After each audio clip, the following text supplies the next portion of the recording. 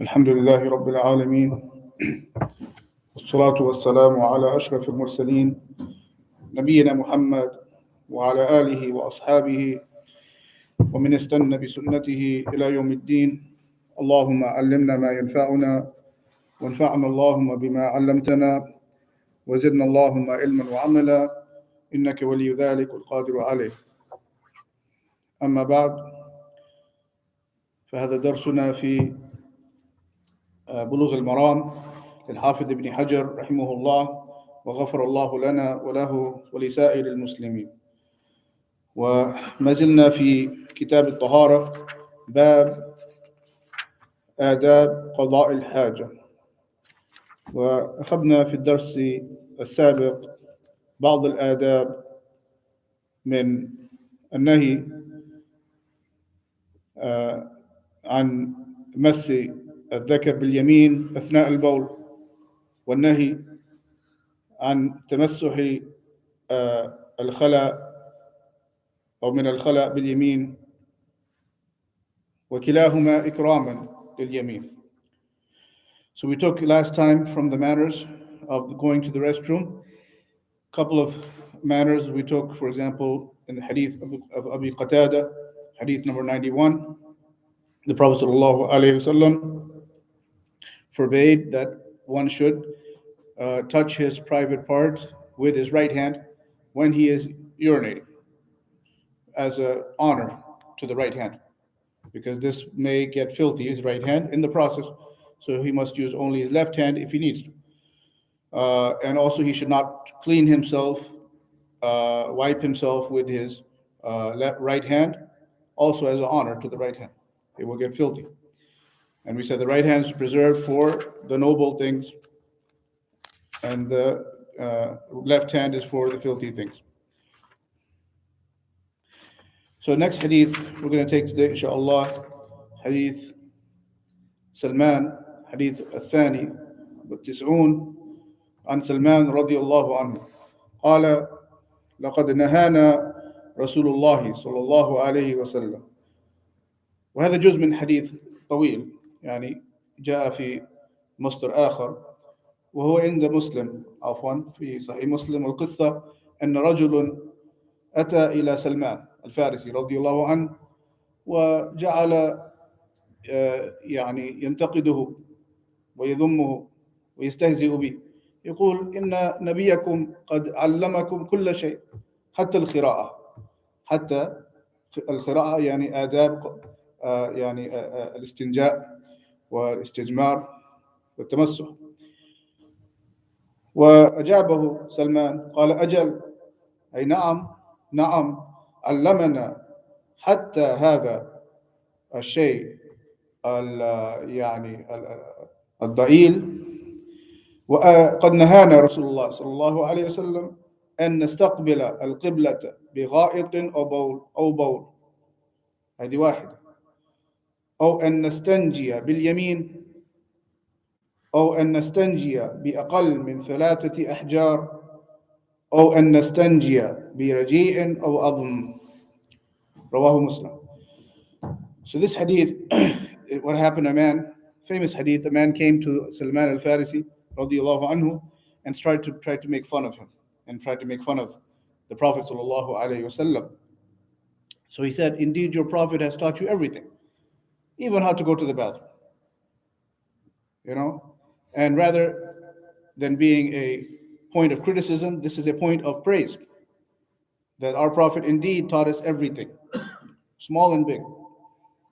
So he said, yes, indeed, our Prophet taught us, and he forbade us from these matters, that we should not face the Qibla when we go to the restroom, number 1 or number 2, and that we should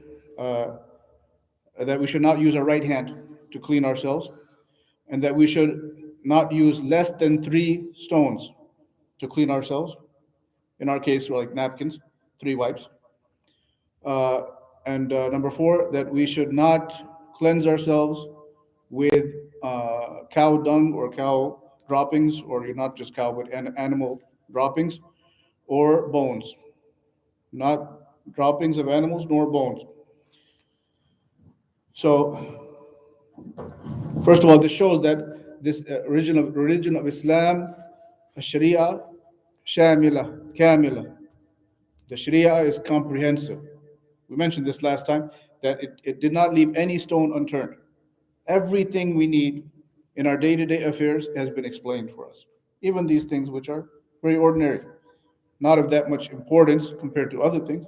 But if these things, minor things, have been explained, then indeed everything has been explained. The greater things too, like how to believe in Allah, the meanings of Allah's names and attributes. Because some people they say, أن معاني الأسماء والصفات في كتاب الله غير معلومة، مثل ما المفوضة والمعتزلة ومن شابههم قالوا هذه المعاني غير معلومة. المفوضة مثلا، وهذا من أقبح القول. كيف يعني يبين أن الله سبحانه وتعالى في شريعته هذه الأمور البسيطة ويترك الأمور العظام من الاعتقاد؟ هذا محال بمكان. So why? Because some people they say, some people of innovation, they say we don't know the meanings, we can't understand the meanings of Allah's names. They're just words. We don't know what they mean. We return the meaning to Allah. I mean, how is that? Allah would tell us every basic day-to-day affairs of our life, and He wouldn't tell us how to believe in Him and what is the meaning of His names. This is the most evil statement. So we believe the names, for example, that Allah, huwa Ar-Rahman, Ar-Rahim, okay, huwa Al-Alim, huwa Al-Hakim. We believe the names, that the meanings have meanings. Okay, we can't say Hakim means this is just like Alim, just words, no difference in meaning. That's ridiculous. No, Alim means the ilm, the one who has knowledge. Al-Kamil, the one who has a complete knowledge. Nothing is hidden from him.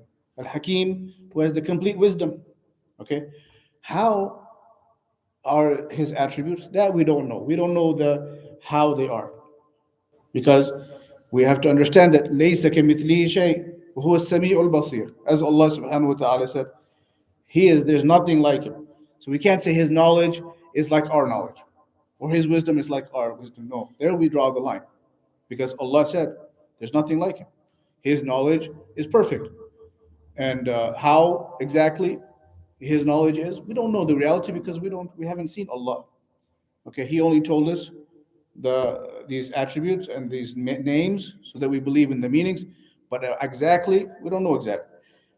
But it does give us a appreciation, okay, for Allah, that He has the knowledge, but it's complete, and He has the ability, complete ability, and the wisdom, complete mercy, okay, without any bad qualities in them. Okay, so this is a part of our belief, and that increases our faith in Allah. It increases our love for Allah when we know that He has these perfect attributes. Imagine a person who says, "No, huwa alim bila ilm, huwa hakim bila hikmah." Some of them, the people of innovation, they say He is knowledgeable but without knowledge, and He is wise but without wisdom. What kind of belief is he going to have? And appreciation and love for Allah? Nothing, or close to. Because as if they said هم المعطلة. قال العلماء المعطلة يعبدون عدما، والمشبهة أو الممثلة يعبدون صنما، وكلاهما على باطل. There's two groups of innovation when it comes to the names and attributes of Allah. Although it's not in our topic, but it's just to review. The one group, they try to strip Allah of all His attributes. They say he doesn't have wisdom, He doesn't have knowledge, He doesn't have, they're just words without meaning. What are they worshiping in reality? Nothing. Their God is nothing, because He does not have any of these attributes. And the opposite is the people who say Allah is like a man or like His creation. They make similarity between Allah and His creatures. So they say Allah is like they worship Isa. They're worshiping what? An idol. They're worshiping an idol. Okay. So either way, it's upon falsehood. So نرجع إلى الحديث. فمن آداب قضاء الحاجة أن لا نستقبل القبلة، أي أن أثناء البول أو الغائط القبلة لا ينبغي أن يكون أمامنا، بل نتجه كما جاء في الحديث التالي بيان ذلك، بل ننحرف عن القبلة إما يمينا أو شمالا، بمعنى أن القبلة أثناء قضاء الحاجة ينبغي أن يكون إما على اليمين وإما على اليسار، ما يكون باتجاهنا وما يكون إلى اتجاه الدبر إدبارا. So what is the first manner in this hadith of Salman? It's explained in the next hadith too, the hadith of Abi Ayyub al-Ansari radiyallahu anhu. In that hadith he said, وَلَا تَسْتَقْبِلُوا الْقِبْلَةَ وَلَا تَسْتَدْبِرُوهَا بِغَائِطٍ وَلَا بَوْلٍ وَلَكِنْ شَرِّقُوا أَوْ غَرِّبُوا. He said, do not, the Prophet sallallahu alaihi wasallam said, do not face the Qibla or to have your back to the Qibla when you go to the bathroom. Number one or number two. But rather, turn to the right or the left, or the east or the west. Because the Qibla of Medina, or Medina is here, Mecca is here, the Qibla is where? To the south. Okay? So Sallallahu Alaihi Wasallam said, go face east or west. If you're facing east, the Qibla is to your right. Okay? If you're facing west, then the Qibla would be, if you're in Medina, to your left. Okay? So either way, you're not facing. That's the point. Okay? So you should not face it, nor should your back to be towards it. Because why? It's disrespectful. It's a disrespect, to do such action in the direction of the Qibla, either from backside or front side. That's the reason. And so, but the difference in the two hadith is that the hadith of Salman only says, do not face. Hadith 92 says, do not face. And the hadith of Abu Ayyub said, do not face or turn your back to the Qibla. That's the only additional thing. So, يبقى السؤال: هل هذا الحكم خاص بداخل البنيان أو بخارج البنيان أو داخل البنيان كمان? There's a difference of opinion when it comes to, is this ruling when you're outside in the open, like in the desert or in the forest, that you cannot, you have to make sure you're not facing or have your back to the Qibla when you go to the bathroom, or is it also when you're inside the buildings? Okay, there's difference of opinion. Allahu a'lam on al-thawab. Okay, we'll mention what the two scholars say, and definitely safer, khurujan min al-khilaf, the safer is to avoid it, whether you're inside a building with walls and ceiling, or you're outside. That's the safer, if you can. And the reason we say that, لأن هذا فهم راوي الحديث الحديث الثالث والتسعون هو أبو أيوب الأنصاري رضي الله عنه. وجاء في قصته أنه قال قدمنا الشام فوجدنا مراحض قد بنيت اتجاه القبلة فننحرف ونستغفر الله. This hadith comes in a narration, authentic, with a story that Abu Ayyub al-Ansari, who said the hadith, that the Prophet ﷺ said, do not turn your back to the Qibla and do not face the Qibla. He himself went to the lands of the non-Muslims, the Sham, one time in a journey, and he found that their restrooms and their toilets were facing the Qibla. So he was in a bind. كان مضطرا. He was in a difficulty. So he said he and his companions, they just turned in the act right or left to try to avoid facing the Qibla or turning their backs to it. And they, used that or facing the Qibla because they were built facing the Qibla.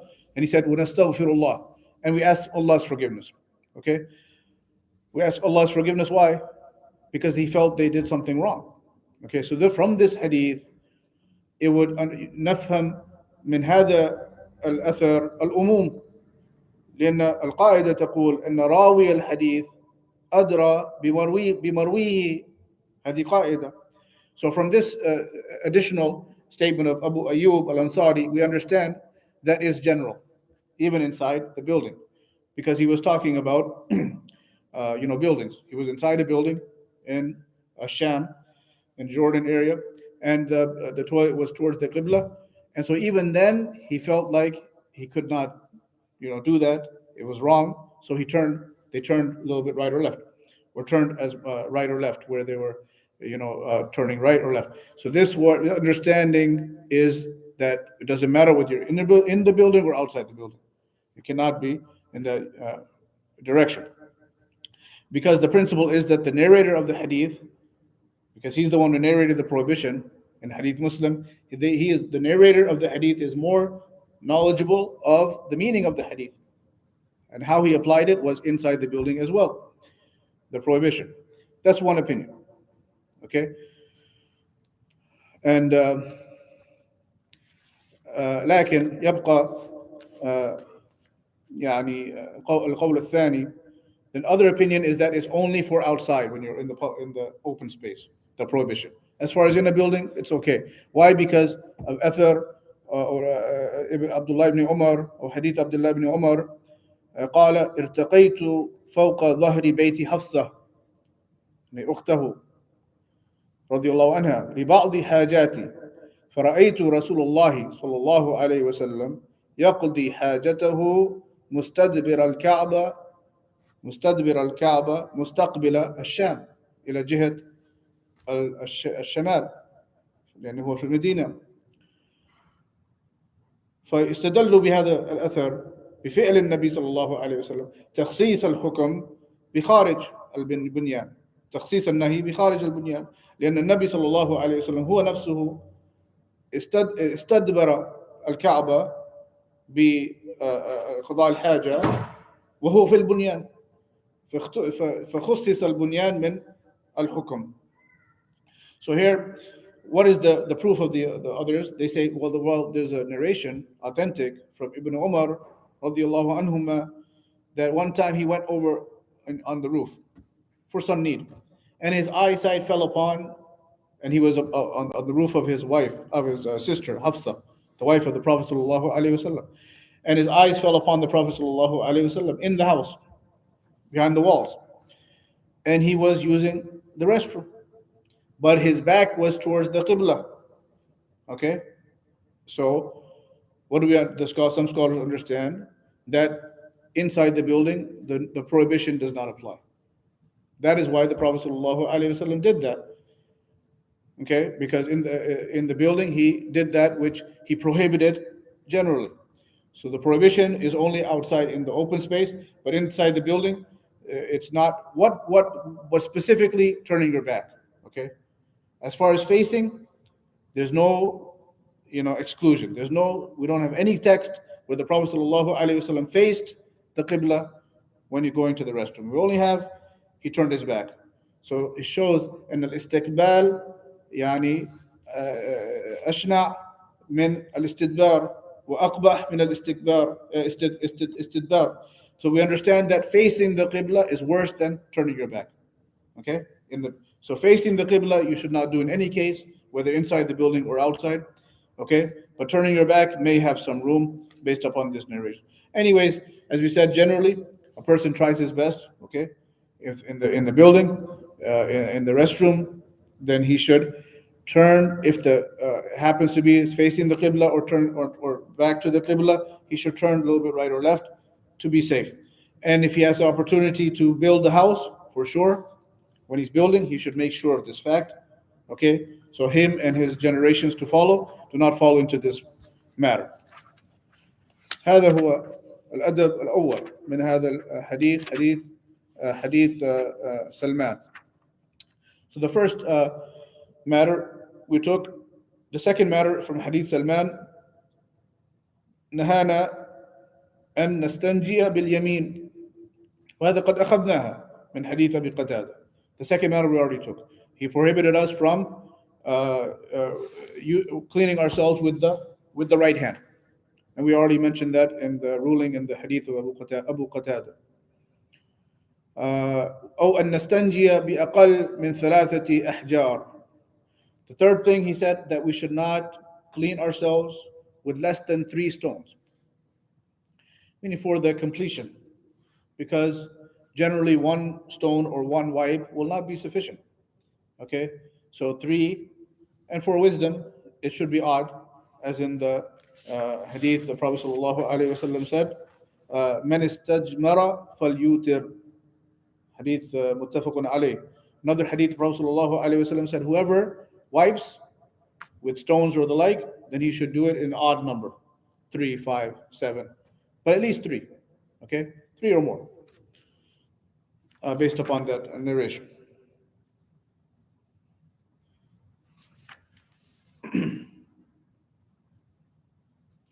And now,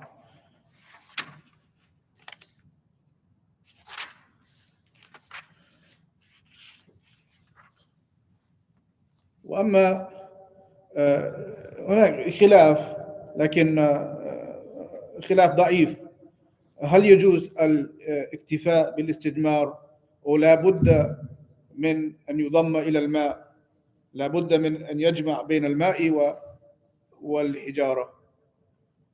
القول الراجح بناء على حديث هذا حديث سلمان وغيره أنه يجوز الاكتفاء بالحجارة دون الماء، ولو كان الماء موجودا. So there's a difference of opinion. Does a person, when it comes to cleaning himself, no doubt the best is to use water. Okay, no doubt, as will come in the chapter. Use water and a dry substance like napkins or tissue. But what if a person just has tissue, or he chooses just to use tissue? Okay, yes, you can. Okay, based upon this hadith, that another hadith that's going to come, hadith Ibn Mas'ud radiallahu an, that he asked the Prophet sallallahu alaihi wasallam for him to bring something to clean himself, and he brought stones. Okay, so that shows that just stones is sufficient to cleanse oneself. You don't have to have water. Okay, so although it's better to use water and tissue، لكن استشكل البعض بوجود الأثر،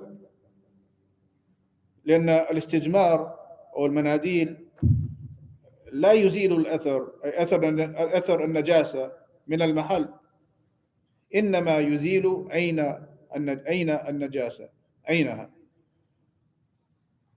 فهذا الأثر لا يمكن التنزه عنه عند الاستجمار بخلاف الماء.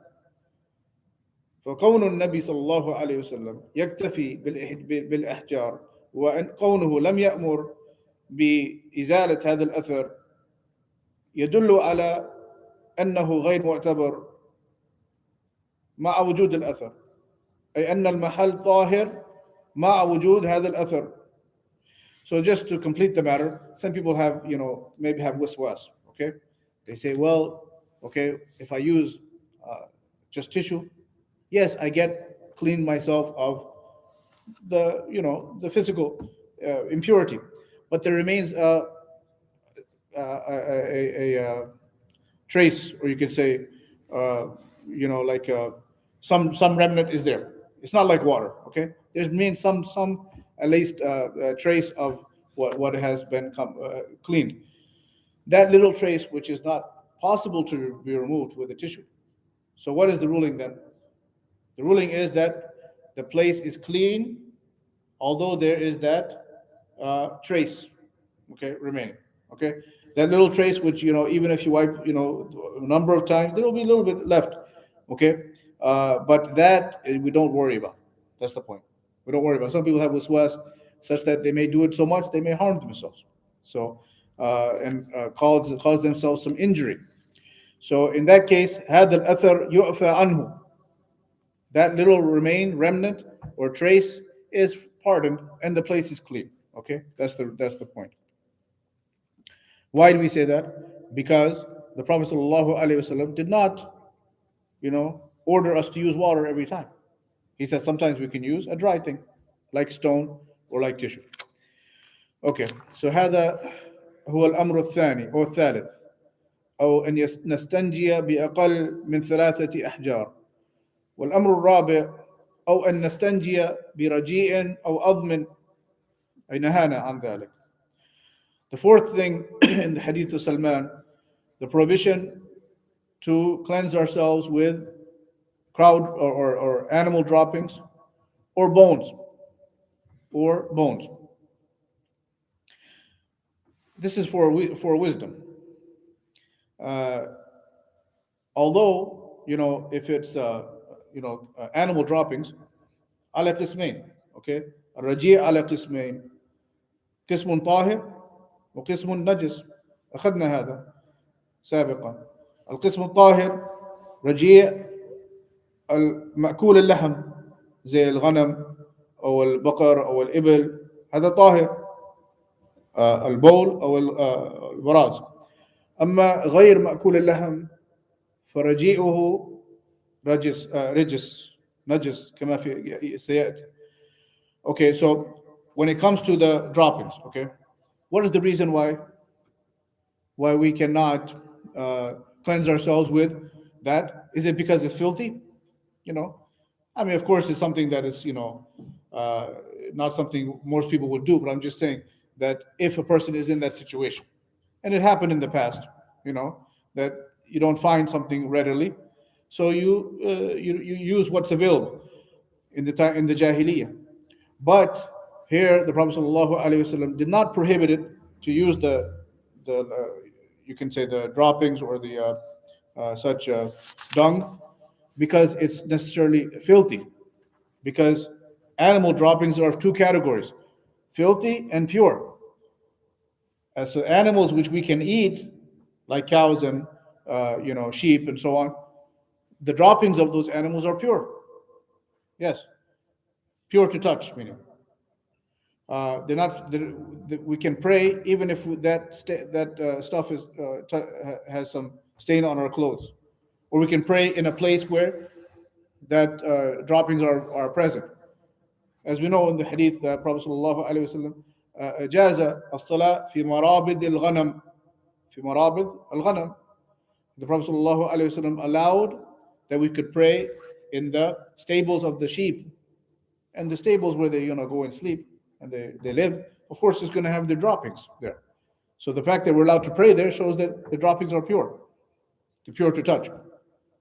So the other one, which is impure, which is filthy, is the droppings of animals which we're not allowed to eat, like predatory animals, like the donkey, and so on. Things we're not allowed to eat, then the droppings are impure. So in this case, though, even the pure droppings, the manure, we're not allowed to, use that, like you could say, like cow, pad, droppings, which come in a hard form. We cannot use that, not because it's impure, but for another reason. لأنه طعام دواب الجن. دواب الجن. كما أن العظم طعام الجن والرجيع طعام دوابهم. Why? Because the droppings are the food for the animals of the jinn. Okay, the animals. This is things we can't see, but the Prophet ﷺ said in an authentic hadith that the droppings of the animals, like the sheep and so on, is the food for the animals of the jinn, for their riding animals. Just as the bones, the reason why the bones we're not allowed to use to cleanse ourselves, because the bones are the food for the jinn. Okay? فهذا من أذية إخواننا من الجن وما يجوز إفساد طعامهم عليهم وطعام دوابهم So it's not allowed for us to harm our jinn brothers. Okay? We're ordered to not harm any creature, including the jinn.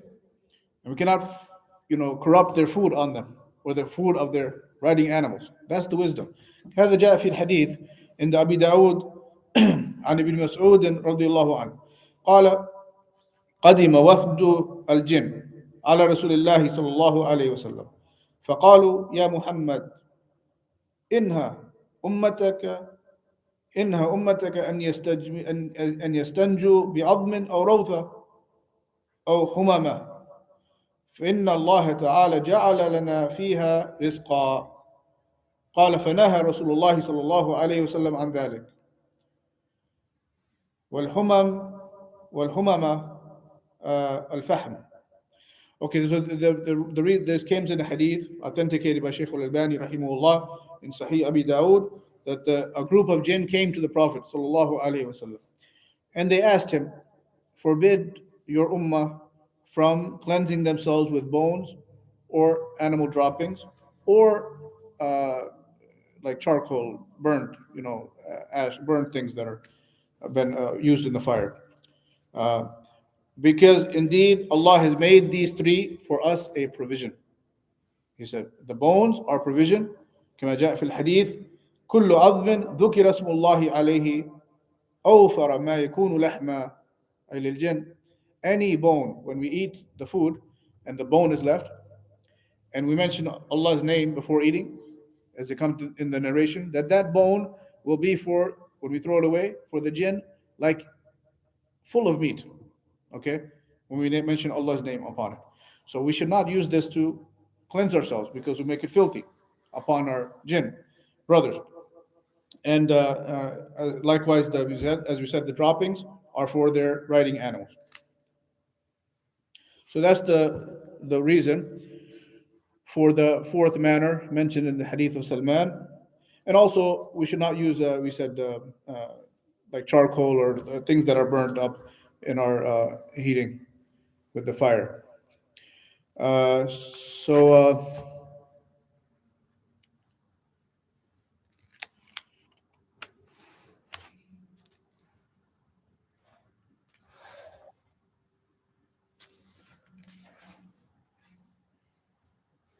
Any questions to this point on the hadith of Salman and hadith Abi Ayyub about facing the Qibla or turning our backs?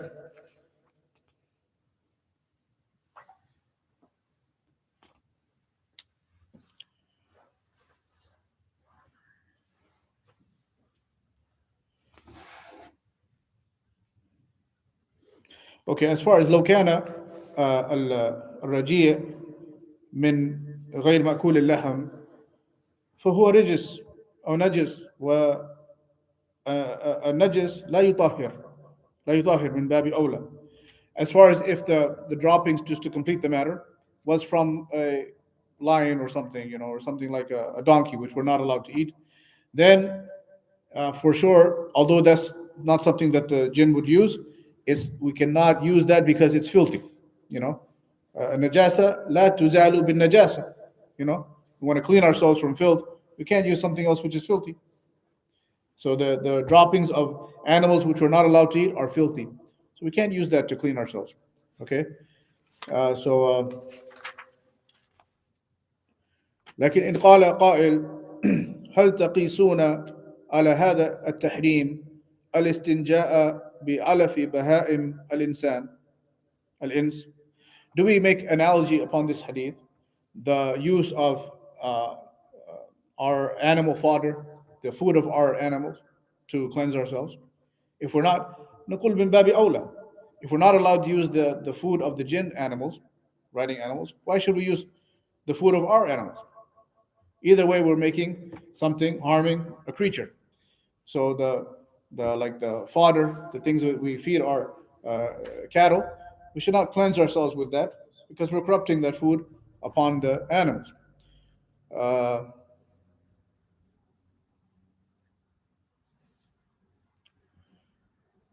كذلك طعام الإنسان. Also, we cannot use our own food. Okay, if we cannot use the food of the jinn because we corrupt it for them, we can also not use our food If a person has nothing else, can he say, I can use a piece of bread? Akramakumullah. No, because this is something which would corrupt the food upon the people. Uh,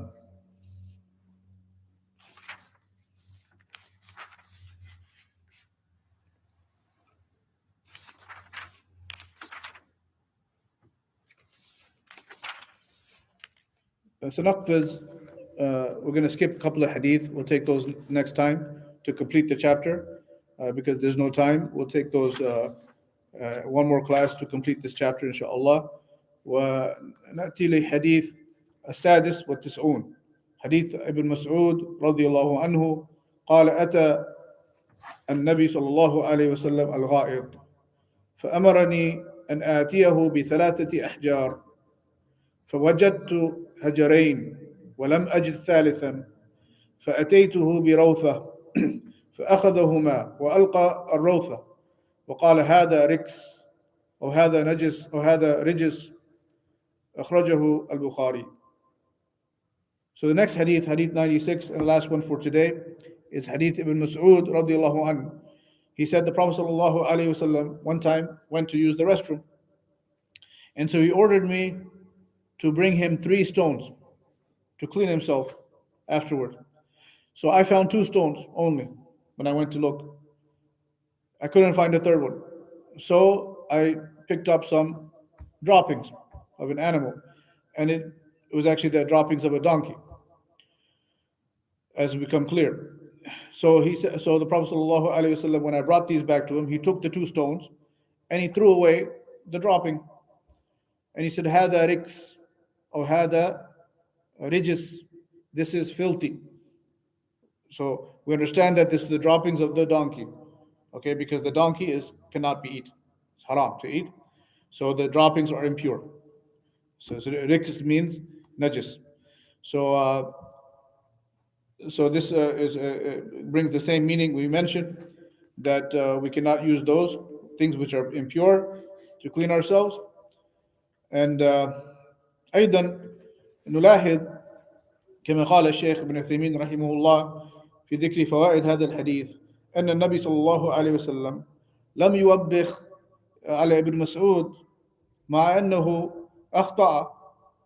ليش؟ لأنه كان اجتهد، والمجتهد بين أجر أو أجرين، إن أصاب فله أجران وإن أخطأ فله أجر واحد. فلذلك لم يذمه النبي صلى الله عليه وسلم لأنه اجتهد في الأمر، لم يجد الثالث فجاء باجتهاده الروثة. وقال النبي صلى الله عليه وسلم يعني جاء في معناه أن الحاكم إذا حكم فاجتهد فأصاب فله أجران وإن أخطأ فله أجر واحد. نعم هذا حديث عند البخاري ومسلم. So we also benefit from this hadith that when Ibn Mas'ud radiallahu anhu, he couldn't find the 3rd stone, he brought something from his opinion, his ijtihad. Okay, so he made tried to do his best. So he thought that the droppings would be having the same ruling as the stones. He didn't know, obviously, the ruling. But he made ijtihad. والاجتهاد يجوز للمجتهد عند عدم وجود النص. And a scholar can make ijtihad. Some scholars, they make their religious determination when there's no text. They don't have anything, Quran or Sunnah, so they try to do their best. So here he did his best, but he was wrong, radiallahu an.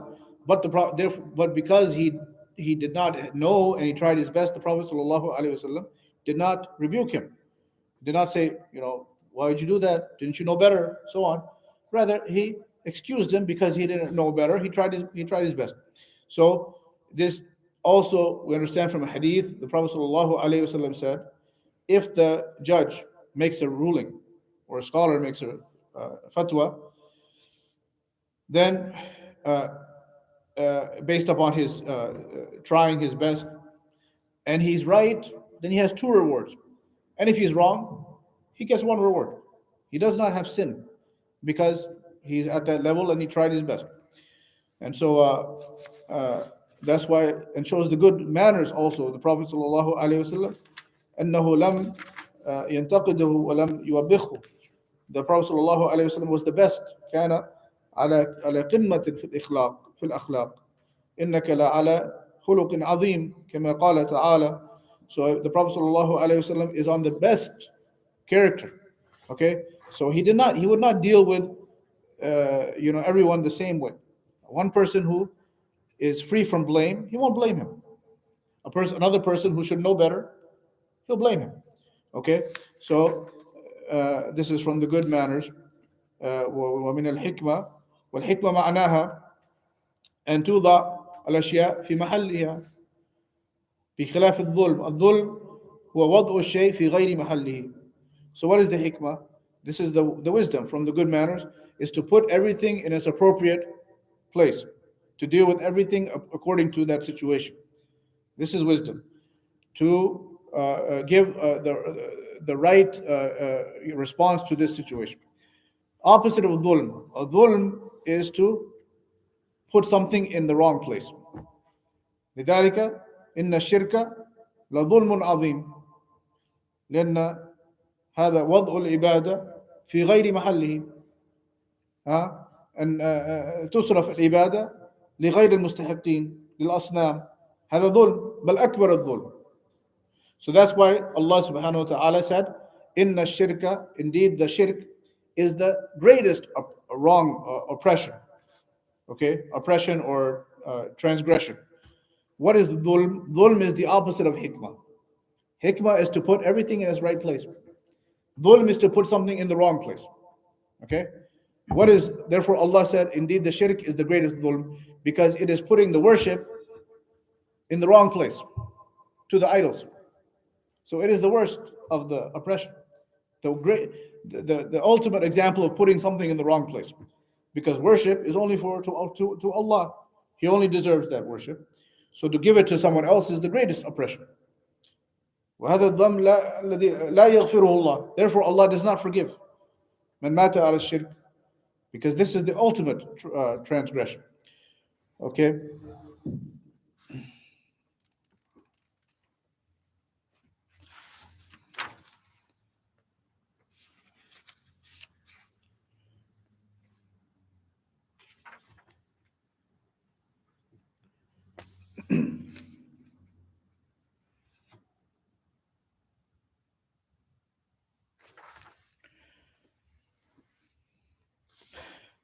نأخذ حديث آخر. We take one more hadith.